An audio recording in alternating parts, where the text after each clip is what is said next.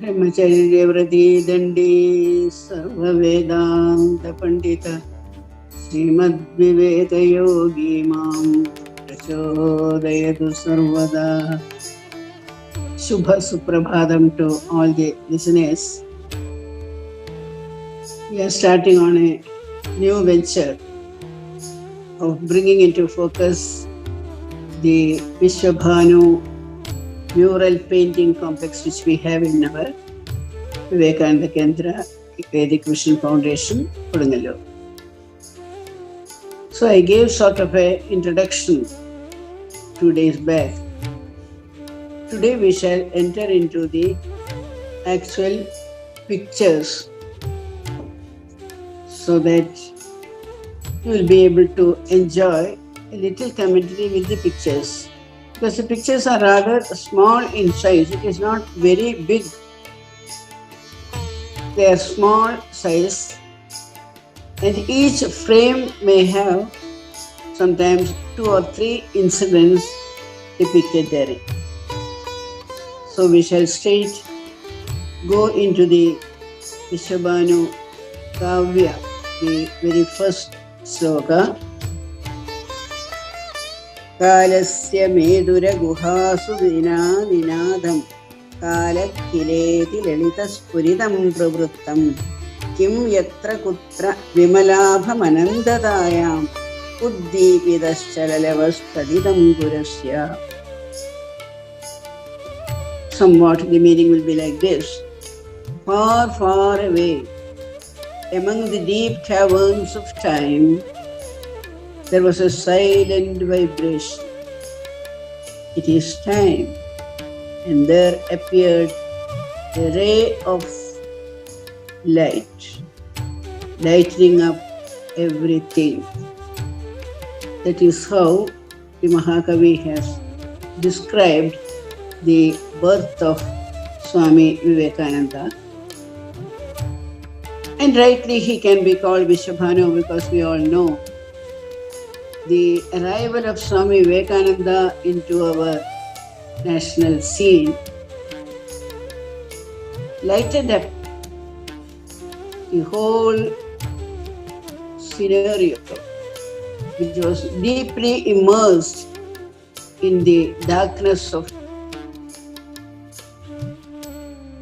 what we can say ignorance of our great past, as well as lot of superstitions, lack of understanding among the people, caste-based confusions. So into this andhakara, like a flash of lightning, appeared Swami Vivekananda.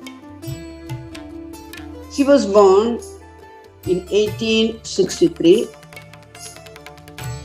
In the Indian calendar, it is 1269 Pausham 29th, Krishna Saptami Attam.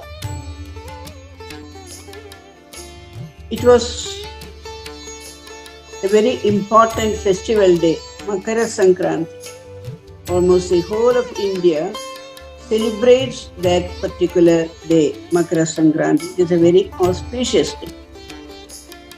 And the place where he was born is in the ancestral home which Vishwanatha Datta and Bhuvaneshwari Devi had with them.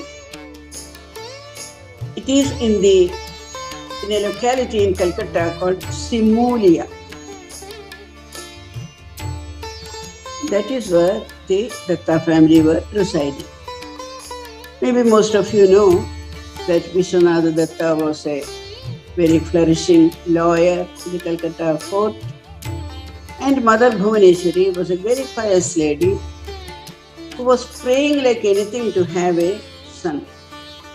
Swamiji often used to say, an Arya means a Shrestha Vyakti, is born when both parents do tapas. They yearn, they pray to the God for fulfillment of a desire. Not just a desire to get a son, a good son, a son who will uphold the dharma of the family, the traditions of the family, who will bring, what can we say, the renown for the family he is born. So for such a son, they were praying, and Bhuvaneshwari Devi was always praying to Shiva to give a son like that. And so when he was born, Bhuvaneshwari Devi took it for granted. It is Shiva's blessings which has given me this son, and so she named him Veereshwar. He was also having the name Narendra and a pet name, Bileshwar, Bile. That is how she used to call. Now, in that picture which is there in front of you, the very first picture shows Bhuvaneshwari Devi and Vishwanath Datta, their face lit up with the son who is lying in the lap of the mother. And the picture below that shows the naming ceremony of the son, how he was named after Mahadeva himself. And the another picture which is there in the same frame is Mother Bhuvaneshwari with the child in her lap, telling him stories from our Puranas. He was very much fond of listening from his mother these stories, and what happened was, when mother was telling these stories, narrating these stories, he will totally identify with the characters. So his concentration from childhood itself was so strong.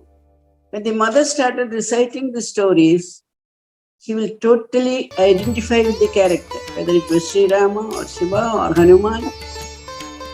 They were some of his favorite characters. And Swamiji used to recall, and it is part of our Indian tradition, how do we pass on our great truths of our religion, traditions to the little child?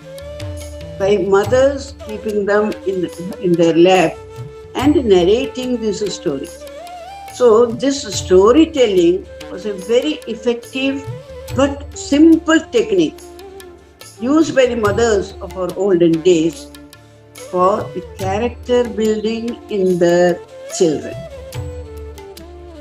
Why I am stressing this is something which we lost in our present tradition.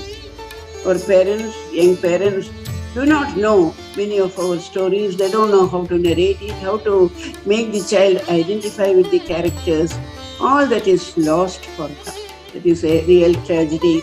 So the character building should take place listening to these stories and heroes, sitting on the lap of the mother. It is up to the mother to implant into the child these beautiful examples from our stories. And in the next picture you find mother pouring water over the child. What is that? He was so mischievous. Sometimes he will become uncontrollable. And what is the way? Mother will catch hold of him. Shiva, Shiva, Shiva. Muttering like that, she will pour water on him. See, at that time she used to say, I was praying to Shiva for a good son, and look, he has sent me one of his bhutas.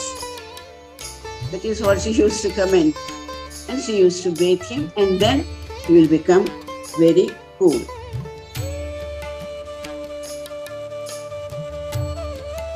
I think in the first frame, these are the 4 incidents depicted from Swamiji's life.